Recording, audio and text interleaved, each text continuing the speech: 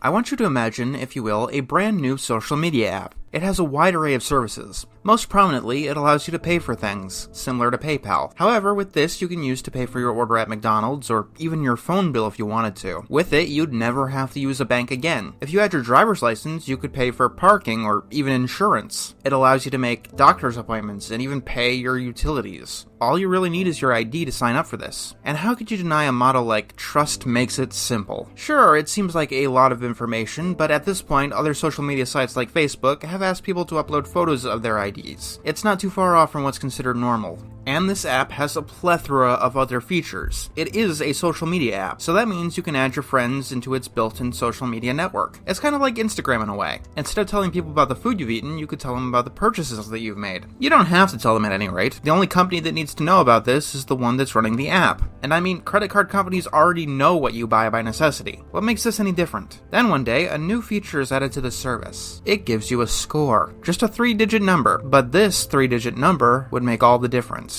This score was tabulated with the information that you had provided to this social media app. If you bought something that was more eco-friendly, your score goes up. However, that purchase of a gas-guzzling car would send your score back down. This score could not be hidden from your friends and associates. That's because it would be necessary for this new feature to work properly. You see, if you were friends with someone who had a low score, it would start to drag your score down. And of course, these people needed to know who in their social group was holding them back. The app makes you feel a little bit conflicted, but you don't leave the service because it actually provides a lot of benefits. The company that has created this device has helped users with a high score by streamlining things like getting doctor's appointments or booking flights out of the country. Then one day, something happens. You defaulted on a court fine. It was something incredibly tiny. Perhaps a parking fee. Your social media score has gone down because of this. Now all of your friends are mad at you because you are holding them back in the social order. They demand that you fix this immediately, and the rest of your life gets a little bit more difficult too. Certain businesses rely on this 3-digit number to determine who could potentially make a good or bad customer. After all, a low score usually denotes people who never pay their dues. They may dine and dash, or default on their bills. People with low scores are the kind of people who don't pay up for crashed rental cars. Then the things that make the score go up and down get to be a bit more eerie. Criticizing the government makes your score go down, and praising the government makes your score go up. Is this against the law? No, not at all. It's not the government doing this. At least as far as you can tell. It's a private company, and they're entitled to do what they want. They own the social media service, and they can use it in any way that they choose. And they love their country. And of course, criticizing this company is also detrimental to your score, so very few people complain about this. And the ones who do find themselves lumped in with people who dine and dash. You, however, notice that something is not up, and you decide that it might be time for you to quit the service. There are a few problems. First is that there is no opt-out feature. All of your friends will still be pulled down by your score, whether you want them to or not, because you cannot cancel your account. Just because you're not using the service does not mean that the company has to abandon the data that they've collected on you, and the companies are well within their rights to refuse to allow their users to terminate. Even ignoring that, a lot of businesses rely on this service. It makes it so much easier that not only has it replaced the traditional credit score, it has become a lot more prevalent than the traditional credit score. It's made buying things so much easier for so many people that a lot of people have jumped on the bandwagon. To most people, there was no reason not to use it. Businesses start to decide that if you're not showing this score,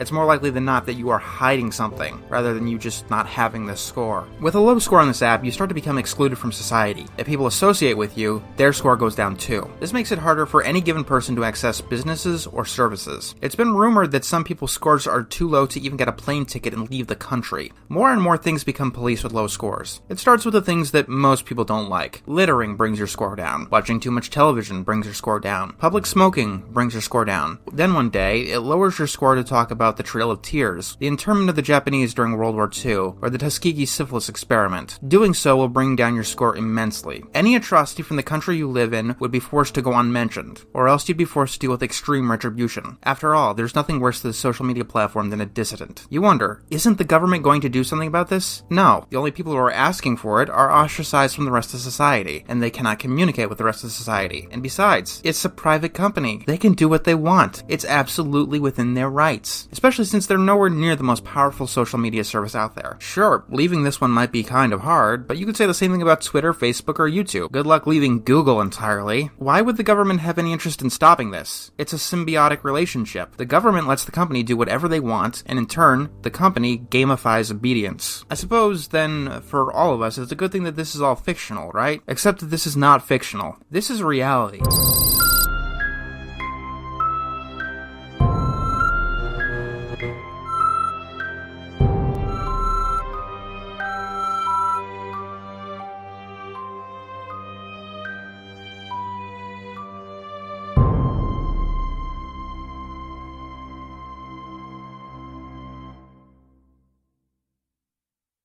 What I've described to you is called a social credit system, and at the moment they are taking over China. Very little of what I described, if anything, is an exaggeration. China's relationship with the internet is that of a person who abuses animals. After failing to kill it, it keeps it caged and muzzled, tightly regulated without an inch to move. Sesame Credit, or Zima Credit as is better known in China, is a closer proximity to what this app actually is. It was developed by the Ant Financial Services Group, an affiliate of the Chinese Alibaba Group, which is where the name Sesame Credit comes from. Alibaba can be seen as China's equivalent to Amazon, although it has a variety of businesses all around the world. Sesame Credit is not their first venture into the online space. That credit goes to Alipay, which is actually the world's largest mobile payment platform, taking that title away from PayPal. This is because Alipay is a lot more versatile. It uses QR codes to allow for payments in physical stores. It can be used to pay your bills, send money to other people, order food, manage your bank, and more. In China, it is common for people to leave home without their wallets, and you just use the service. And yes, Alipay's slogan is, "Trust makes it simple." And to be fair, that is true. Trust makes social media simple. Trusting Facebook with our privacy is simple. Trusting Google to be unbiased is simple. Trusting PayPal not to randomly ban you is simple. Trust makes things simple, until they're not. Sesame Credit uses the data from Alipay, and your Sesame Credit score lurks in the background of the app, a little number that can truly dictate your future, and it was built on a promise of trust. It's not mandatory in China, at least not yet. However, operating without Alipay is legitimately like trying to operate without a traditional credit score in the United States. Without one, you cannot take out a loan or do something as simple as rent out an apartment. As of yet, the Chinese government hasn't directly created a system like this. In 2014, it had announced that it would be allowing various companies to implement their own social credit systems, which are meant to work something similar to the United States credit system. Traditionally, China didn't have such a system as it wasn't really needed. Most transactions were paid with cash, although with rising costs of things like housing, this became increasingly untenable. The difference is obvious. In the United States, our credit score only determines how we can pay off our debts. If you pay off your bills and your credit cards, your score goes up. If you declare bankruptcy, your score goes down. It works the same with the social credit systems, however, that only accounts for 35% of your Sesame Credit. 25% is determined by your general financial status, if you're able to afford the house you have, for instance. 20% is for behavior and preferences. If you import foreign goods, you could take a credit score hit. 15% is based on your personal characteristics. Never went to college? Congratulations, your score's gone down. Smoke in public? Score goes down. From an undesirable class? Your score goes down. And 5% comes from interpersonal relationships. Having friends with a low score will drag you down. It might not sound like much, but 5% can be the difference between getting a plane ticket. You might imagine what such a thing can do in the hands of certain evil people. Even in the hands of a neutral party, this can be considered a humanitarian abuse. By throwing general financial status into the mix and allowing people to discriminate based on that, the people who are in poverty are going to stay in poverty if they use this app. Making matters worse is that minorities in almost any country in the world are more likely to be in poverty than the majority. It allows for any other kind of prejudice. It incentivizes it, and you can't just not use it. It's a credit system. Trying to function without one severely harms your chances of any kind of large purchases. Currently, Sesame Credit has 520 million users, which is more than a third of China's population. This isn't really reported on by Western media outlets, or even worse, some of them report on this system very positively. It's very hard to find one that even covers it neutrally. I haven't really given you my direct, distinct opinion on Sesame Credit. I have just described what actually happens in the service. It is the neutral facts of what it is, and these news outlets consider it neutral, or even positive. One of the headlines is How the West Gets It Wrong, when Sesame Credit is a serious tool of authoritarian oppression. Making matters even more muddy is that American networks have been known to censor things on China's behalf. Criticizing China on a US TV show? That's not okay. CBS is self-censored because of China.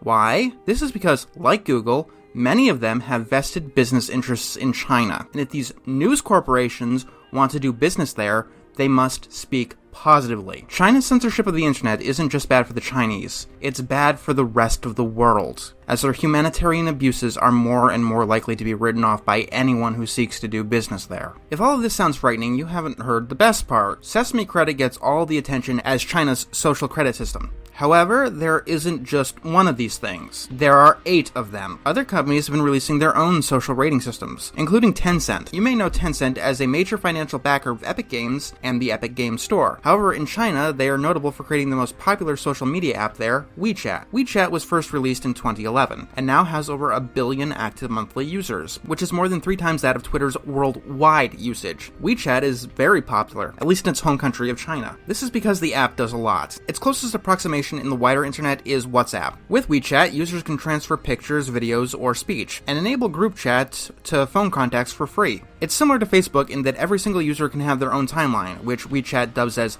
moments. It even temporarily allows your location to be public, to help people find you in your vicinity. It has a ton of Easter eggs as well. Sending certain messages like happy birthday could fill the entire screen with effects. But the most important thing that it has is its audience, as that's what's necessary for a social media platform to expand and grow. And why wouldn't someone use a service like this? You could send messages just about anything, except what the Chinese government doesn't want you to know about. On July 9th of 2015, 709 lawyers and human rights activists were arrested by the Chinese government, instigated by Xi Jinping. Why did this happen? As the government of China grows stronger and more authoritarian, the power and social impact of those who provide legal services also grows. If you are being targeted by your government for wrongthink, and one of your only means of defense is a lawyer, guess who needs to go first? I can tell you about this event, dubbed the 709 Crackdown, because I live in the United States, and I am commenting on a United States-based social media site. However, if I sent this through WeChat, any reference to the 709 Crackdown would not get through. The service would also not tell me that the message hasn't gotten through. Tencent has released the second of these social credit systems, simply known as Tencent Credit, which is the same beast by a different name. Problem is that Tencent may be far more dangerous than Alibaba. Tencent is known to the rest of the world mostly as a gaming company. In that realm, they are the most profitable gaming company in the entire world. In 2017 alone, they had a revenue of more than $18 billion.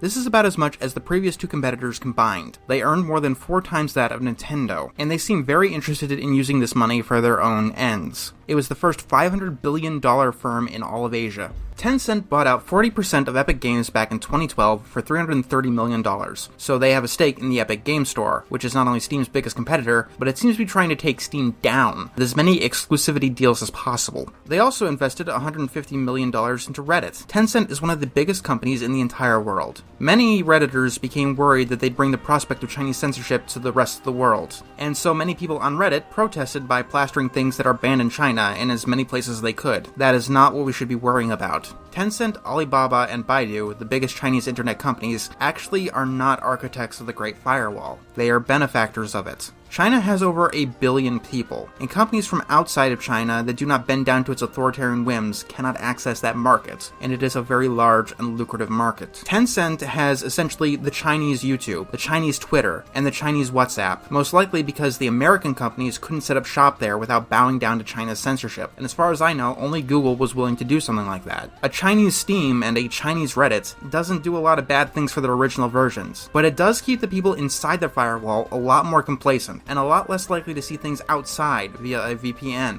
It places them deeper in their own world of censorship. Right now, the Chinese government has expanded its police state to oppress a minority group known as the Uyghurs. In its most western province of Xinjiang, sorry if I pronounced that wrong, there is a population of Turkic-speaking Muslims called Uyghurs. This area is far disconnected from the industrial East, and it is a hotbed of violence between Han Chinese and ethnic Uyghurs. The last few decades have consisted of militant Islamic groups causing bombings or stabbings that have disrupted the area, and they angered the Chinese. So what did China do? Recent reports have come out that China has imprisoned 1 million people in mass detention camps, or as the Chinese government calls them, re-education camps, to make them more model Chinese citizens. And it's not just the camps. The entire province and anywhere with Uyghur influence has basically become occupied by a constant surveillance state. Growing a beard, quitting drinking, reading a book about Uyghur history are now considered extremist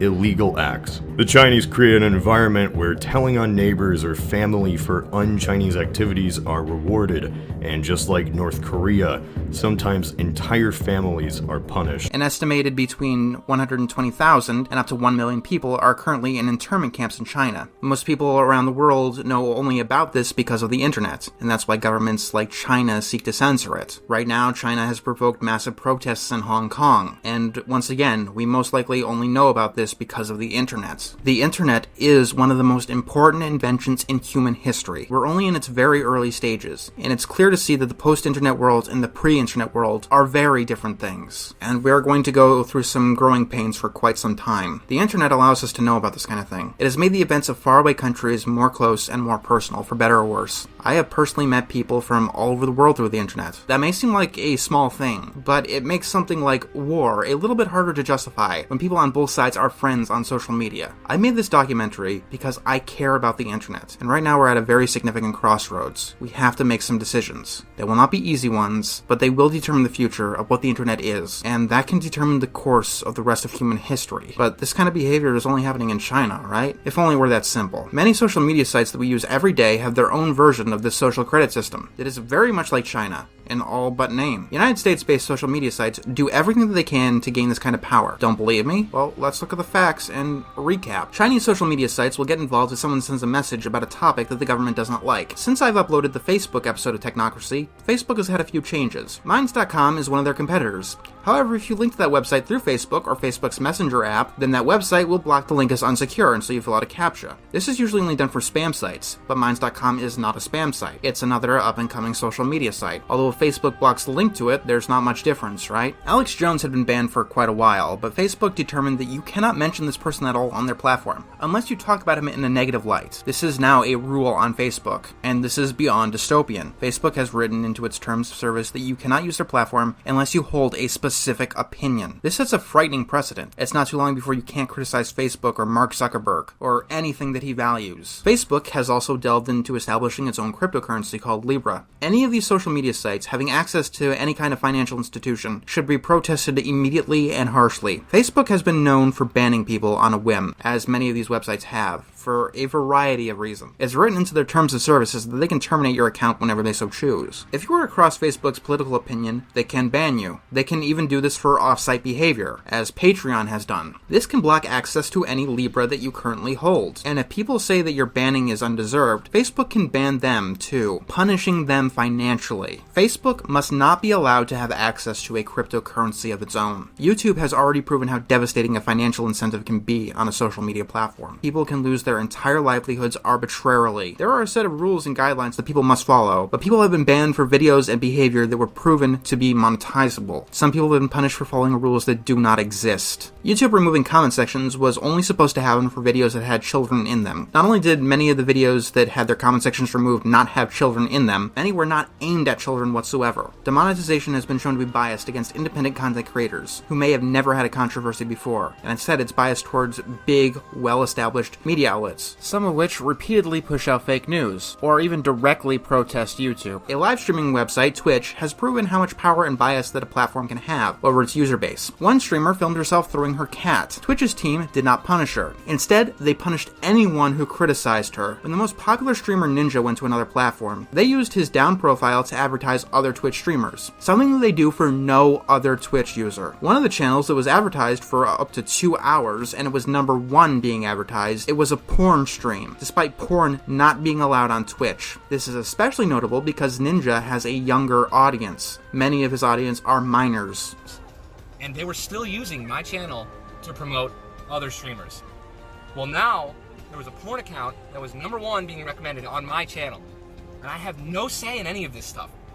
So this is this is the line, this is the straw. We're trying to get the whole channel taken down to begin with, or at least not promote other streamers and other channels on my brand, on my freaking profile. So for anyone who saw that, for anyone whose kids or who just didn't obviously want to see that, I apologize. And I'm sorry. Social media platforms can treat their users in any way that they so choose. This is a freedom that no other company, no other establishment has. And that's for a reason. If you allow a company or organization to get away with an abuse of power, they will inevitably do that. What these companies are doing is an abuse of legal rights. Twitter, legally, cannot ban people as they wish, as they are doing. Twitter is home to many government services, like emergency alerts. By being banned from Twitter, you may be in actual danger if that is your only method of getting those alerts. Donald Trump's Twitter account has been ruled a public forum by our court system, which is something that has been held up upon appeal. This means that no American politician can legally block an American citizen. This is because it has been stated by our courts that banning someone from Twitter would be removing them from a public forum and violating their right to freedom of speech and freedom of protest. Making this even worse for Twitter is that they have banned people for political opinions. Lately, people have been banned for the political opinion that people should have IDs to vote in elections. This is a legitimate political opinion that Twitter has been banning as of late. YouTube breaks FTC rules and regulations through their Kids app in restricted mode. Platforms that collect data like Google and YouTube are not allowed to do so for users under 13 years of age because of something called COPPA. Because of their negligent disregard of this, millions of children have been exposed to videos of copyrighted characters urinating on each other or other horrific acts. Digital assistants have been called into question for recording children without their parents' consent. These companies are breaking the law in many cases, and they do not care. Mark Zuckerberg was subpoenaed in Canada, and you know what he did? He ignored it, because he has the ability to do that. These companies have been acting above the law and with impunity. Dr. Robert Epstein, a PhD and a senior research psychologist, has been studying Google's bias and censorship for years now, and he considers them a legitimate threat to democracy, and it is clear that they are. Google is not bound by any constitution. You can't vote Mark Zuckerberg out of power. Even a CEO as terrible as Susan Wojcicki, they're not going to be removed, no matter how much people complain about them. These websites aren't even bound by their own terms and services. They are fully willing to go as far as break the law, steal property that people have legally purchased, remove people from public forums that they have the right to be in, haphazardly damage people's brands, violate federal regulation, and even swing elections because they have this aura of invulnerability around them. Even with the world's eyes on them, Google is still muddying the waters. After one of the Democratic debates, Tulsi Gabbard was one of the most searched for candidates at the time. During this time, Google removed Tulsi's advertising campaign. They claimed it was a mistake. Mistakes have been happening a lot for the most powerful company in the world. Over and over and over again. It's beginning to smell too much like bird shit for no foul play to be involved. How many coincidences does it take for it no longer to be a coincidence, but a trend? These companies claim that it's not their doing. It's just these algorithms that are randomly targeting people. And by random, I mean of a certain disposition that the companies don't like. So it can't be their own bias. Algorithms, by definition, by invention, are always biased, because the people who create them are biased because they are people. Regular algorithms are biased because their parameters are given by people who have their own biases. Learning algorithms are biased by the successes that biased people push forward. Here in the United States, currently we have something scarier than a social credit system. We have a technocracy. You may have noticed that for the entirety of this documentary, it may seem like I wasn't using the technical definition, but no, I have been. Society right now is being heavily controlled by an elite of technical experts. That is the traditional definition of a technocracy, and that is what we are facing. Technical experts that determine what you can and can't see, what news that you're allowed to view, what you're allowed to say, your opinions on other people, who you can associate with, what you know about each political candidate, what knowledge you're allowed to gather in general, what you're allowed to purchase, what you're allowed to keep even if you've already purchased it, and if you're allowed to purchase things at all. They have more power than any government in the world at the moment. And they've made it so that we can't escape. Sometimes we put up with their treatment because of a financial incentive. Sometimes it's because these platforms have our friends and our relationships held hostage. Sometimes it's because they've gamified their systems. Every time a post gets a lot of attention, it's just a rush of adrenaline, which is literally and clinically addictive. It doesn't matter if you're sniping at someone who later turns out to be innocent and you help destroy his life. It was a snappy quip, and it was worth all of the points that Twitter can give you. On some level, social media sites are an addictive product. Sometimes we can't leave these companies because it's as simple as them being pre-installed on your phone with no way to uninstall them. And sometimes it's as simple as there being no other alternative. At least with a social credit system, you're usually only judged by something you did recently. With the technocracy in charge, you could be ruined by something that you tweeted 10 years ago. And you could be destroyed through no fault of your own by one of their accidents. Epilogue. So, what do we do? What do you do when you stare down a monster this massive? One that can crush you in a moment's notice. What you have to do is take a stand and make sure that your shouts are heard. Not just by the beast, but by everybody. These giant companies, they need to know that, while we may not be able to directly stop their raw abuses of power, their abuses will not go unseen. We need to make demands, plain and simple. And these companies need to be held responsible for everything that they've done. Internet access and social media access is a human right. Because of the internet, I know of the state of affairs around the world, and each and every one of them can let out their plight. Real-world gatherings and real-world change has been made through people connecting on social media. Sometimes those internet protests really do work, and they do make legitimate change. And anyone who seeks to remove a person from that permanently is violating their human rights. And only giving them a filtered view of the world is just as bad. What good is a connection to all the world's knowledge when a website like Google intentionally buries it under a bunch of nonsense? Much of the political arena is now on the internet. If you don't have a social media presence, you are not being elected. To remove a person from that without trial is to deny them their say in their own future, and the future of the rest of society. Very few crimes get you locked up forever. Most transgressions from a website will get you banned from a discussion for the rest of your life. When politicians are speaking on Twitter, that is inexcusable. Someday, online voting will get more and more commonplace. It'd be a shame if Google read the answers that you logged into your cookies. Privacy should be paramount. It should be the default. Any website that lives or dies on selling people's information should die. Whenever someone signs up for any website, data collection should be turned off by default. The user should be able to see who is doing what with their data. They should be able to obtain this data that has been gathered from them at any time that they so choose. And they should be able to request its immediate and permanent deletion. Many websites like Facebook and Google use data collection as their business model. I have as much sympathy for them as I do nicotine companies that knowingly sell cancer-causing materials, or private prison companies that incentivize people to be locked up for non-violent offenses. Social media accounts should legally be considered private property. In the public eye, that's what it seems like already. There is outrage when certain things happen. With the Ninja event, I see that as akin to vandalism. Twitch as a company should get the same punishment as someone who puts up pornographic material on a public billboard that they do not own. Sometimes it is necessary to delete a social media account for someone who has been using it for actual harm, if they've been directly inciting violence, showing very disturbing material like beheadings, or filming themselves doing violence. Whatever the case, the websites must make a full report on when and why they shut down any given account. After all, accidents happen, but when we're talking about the livelihoods of people being taken or destroyed, accidents become a lot less forgivable. When someone in any other field makes a mistake, there is consequences. It should be the same for social media companies, or else mistakes are going to keep happening and they're going to keep happening more and more.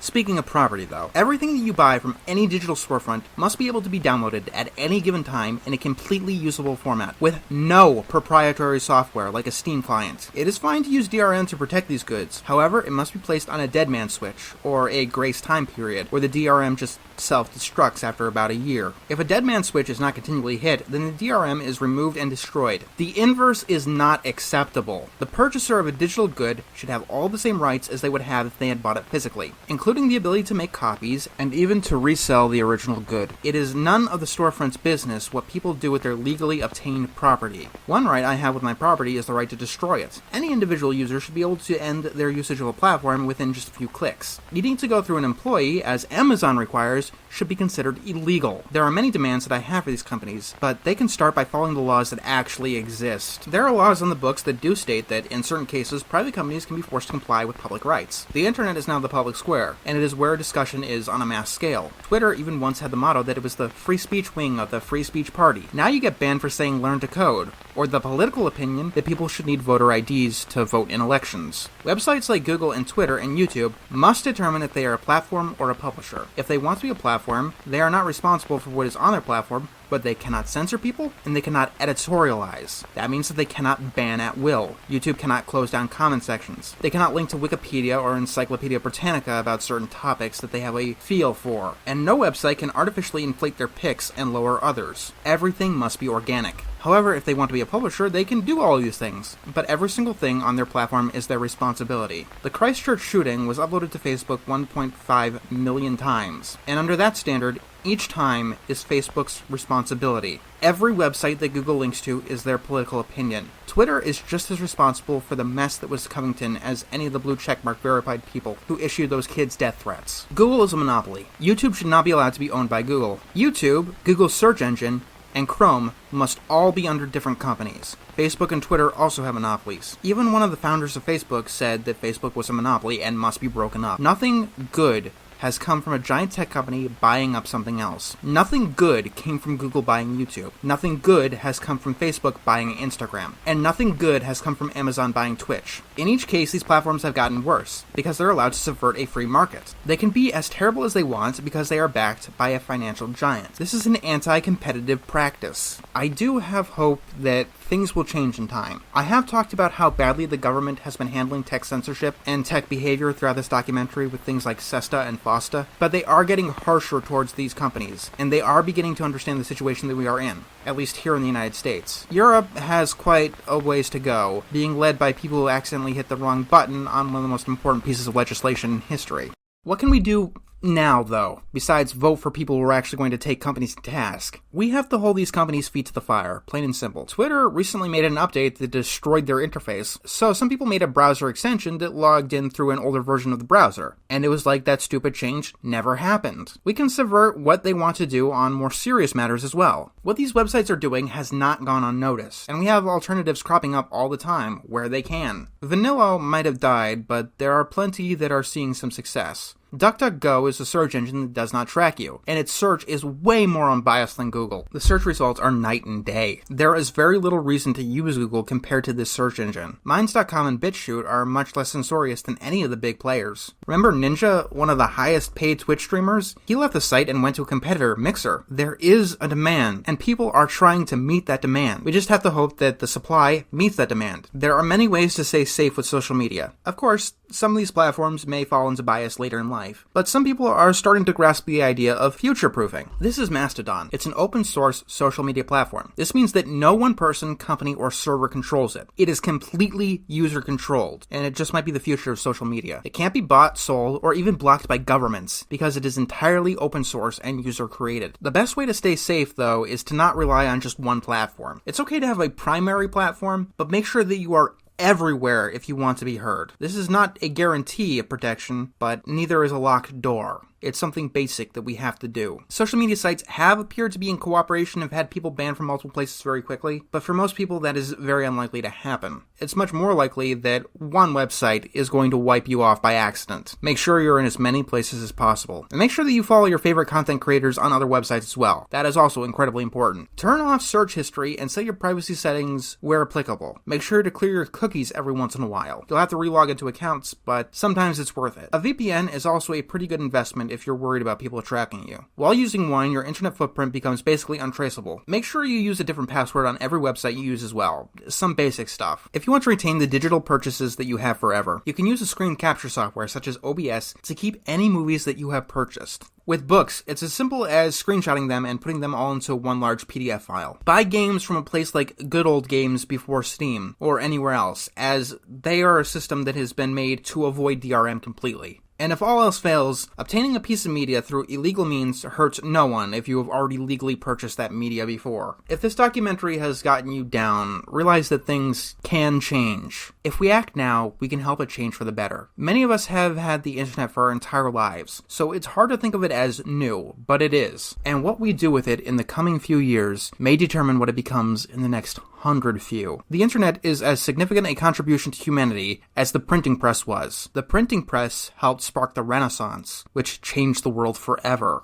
The internet has and will change the world forever, and it's up to us to decide what that change is going to be. Some of that change needs to be in us. We need to stop seeing the internet as separate from real life. The internet is now a part of real life. Friends are made, families are reunited, careers are built, and discussion is had. Society changes through the internet. In some cases, though, it has given way for bullying, for censorship, for harassment, and even the destruction of careers. We need to be mature with what we have been given and treat it with respect. The internet is very good at one thing, and that is letting voices be heard. We must let our voices be heard. Things like YouTube's Rewind being downvoted to hell and back, Ninja rallying people against Twitch, and people standing up for someone unfairly banned like Mumkey may only seem like very small drops in the bucket, but these small impacts will lead to bigger ripples. We can't give up. For me, technocracy is only the beginning. I'm not going to give the future to Mark Zuckerberg, Susan Wojcicki, Sundar Pichai, or Jack Dorsey. They've proven that they cannot handle the responsibility. I'm not too sure what exactly my next move is. Maybe letting the FTC know just what YouTube is doing in their attempts to circumvent COPPA. Even though this documentary is over, I feel that the true fight is only beginning. But that's a good thing. As long as someone is fighting, then the war isn't truly over. There is hope.